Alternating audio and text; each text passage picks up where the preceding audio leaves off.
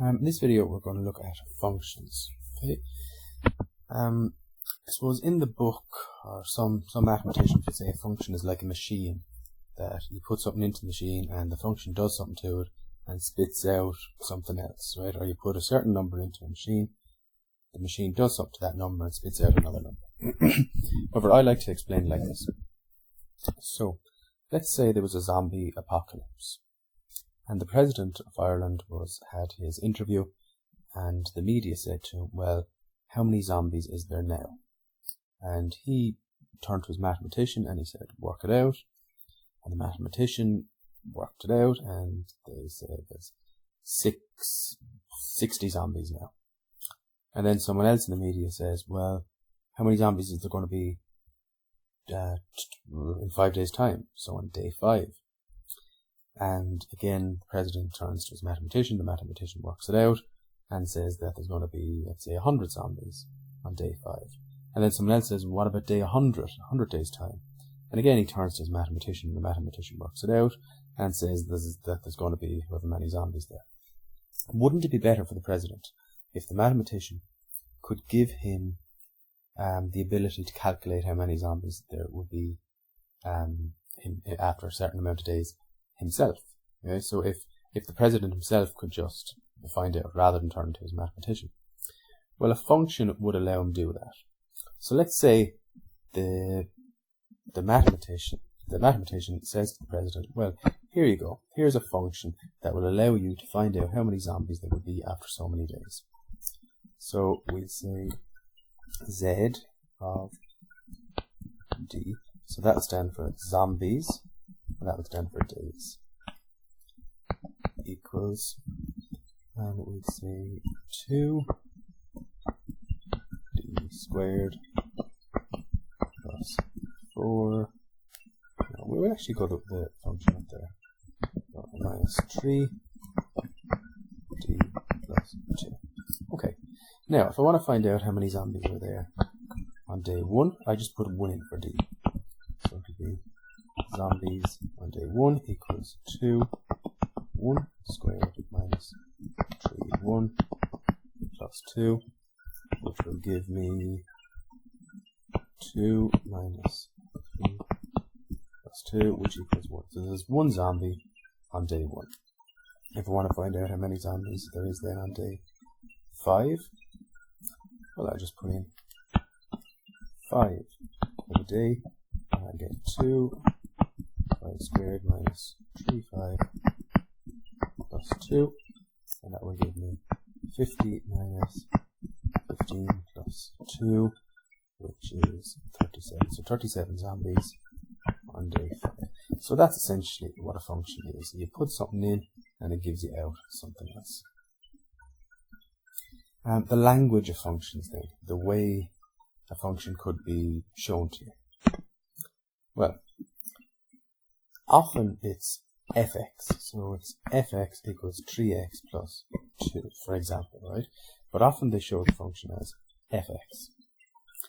They could also say f2 dots x and an arrow. That's also a function. Or instead of the fx, they could say y equals something, x squared plus 6. That's the usual way in our books, but it doesn't have to be like that. For example, down here we had zombies and days. Okay, so we had ZD. And it could be TR, or it could be anything really. Okay, but just to get used to, I suppose, the way they can write a function. So really, if you just look here at these examples, that's the way they write a function generally. Okay, so there's 2 things we need to know about a function. The domain of a function is the number we put in. So if you look back up here, the numbers I put in for the days were, I think it was 1 and 5. So that was the domain, the numbers I put in. And the numbers then that it spat out, well, I got a 37 and I think it was a 1 as well. Okay, so the numbers I put in is the domain, and the numbers I get out is the range. Right, how would I draw a function then? Well, let's say I put in 5 and 1 and we'll say 10 and we'll say right, well actually no, do not. Say I put in 1, 2, 3 and 4, and it spat me out 2, 4, 6, 8. Okay, so numbers I put in, they're the domain, the numbers I get out, the range. That'll give me pints. When I put in 1 and I get out 2, that gives me the pint 1, 2. When I put in 2 and get out 4, it gives me the pint 2, 4. 3, 6, and 4, 8. Okay, now I'm just making up these numbers. I don't actually have a function that I put these numbers in. Okay, I'm just making it up. So now I have these 4 pints. If I plot those pints, then let's say 1, 2 is here, 2, 4 is here, 3, 6 is here, 4, 8 is here, and I draw that. Okay, well, the domain is the numbers I put in, so it's 1, 2, 4, and the range is the numbers I got out, which is 2 to 8. And notice on our graph, the range will be where it starts on the y-axis and ends on the y-axis, whereas the domain is where it starts on the x-axis and ends on the x-axis. So it goes from 1 to 4 here, and it goes from 2 to 8 here. Right. So how do I draw a function? Right, I'll do it properly here. Right, here is our function. And it says here, draw the function fx equals x squared minus 2x plus 3 in the domain minus 2 is less than or equal to x, and x is less than or equal to minus 2. So what that's saying is, draw this function by putting in all the numbers from minus 2 to 2. And all we do then is we do f of minus 2, we start out with. So minus 2 squared minus 2 plus 3, and we see what we get. Minus 2 squared is 4, plus 4, and then 4, 11. So I put in minus 2, I get out 11. Next we put in minus 1. Minus 1 squared minus 2 minus 1 plus 3. That will give me 1 plus 3, 7. So I put in minus 1 and I get out 7. I put 0 then.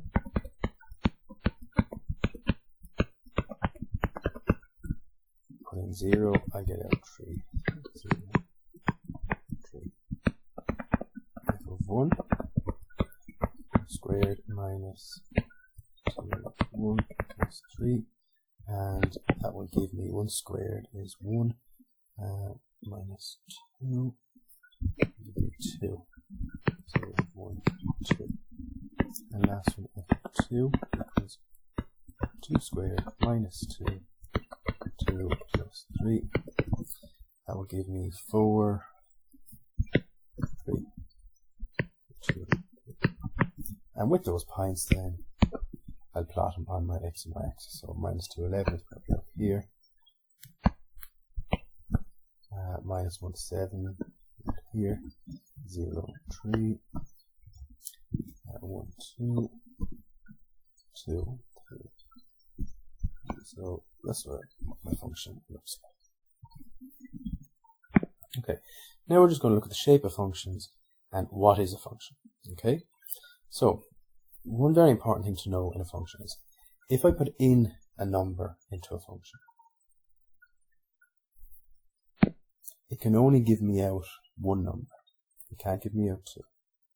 Right, so for instance, if I put in 1 into the function, well, it has to give me out just one other number.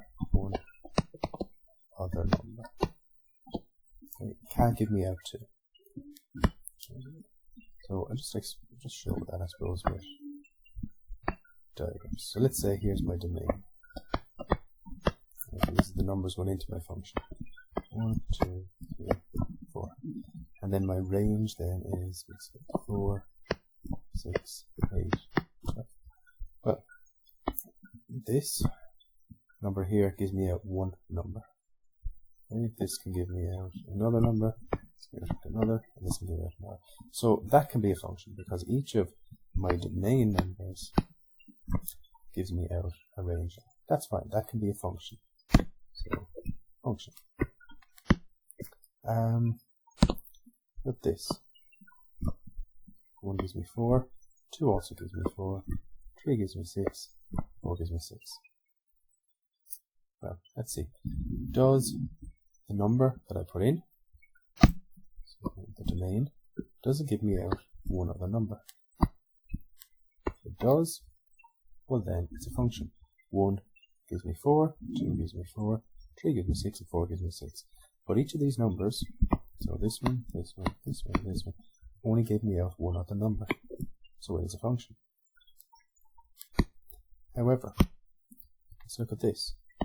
1 gives me 4, 1 also gives me 6, 3 gives me 8, 3 gives me 12. Now, the number I put in, 1, is giving me out two numbers. Straight away we know that is not a function. Okay? So, that's just, I suppose, the long way about saying, if you put in one number, you have to get out one number.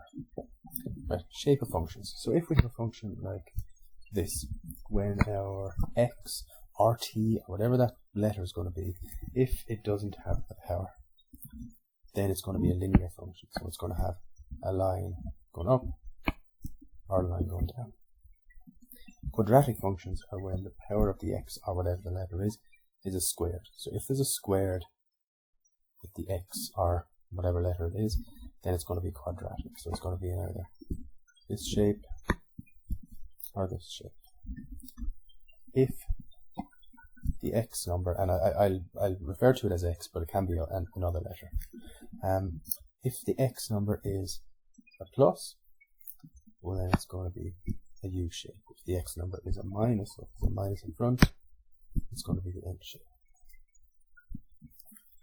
If we have an x to the power of 3, so we have cube, okay? So if we x to the power of 3, and it doesn't actually matter what else is there, okay? As long as there is an x to the power of 3, then you go up, down and up, or down, up and down. Exponential is when we have a certain number here, but the thing that changes, so the x is as an indices, a power. If that's the case, then it's going to go like this. It's going to shoot up, right? So R can go like that and shoot down, right?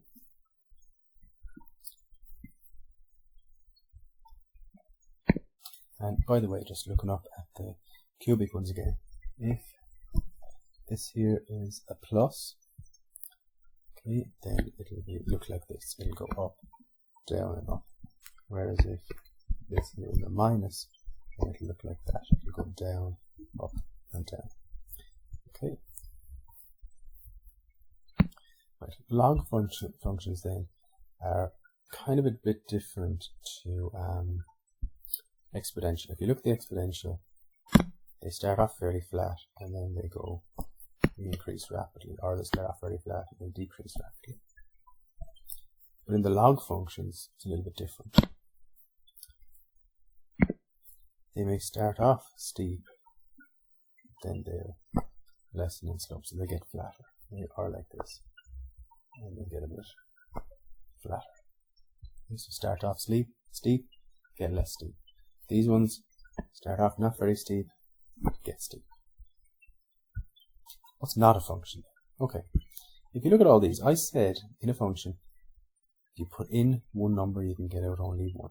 So look at this. Let's say we have 0, 1, 2, 3.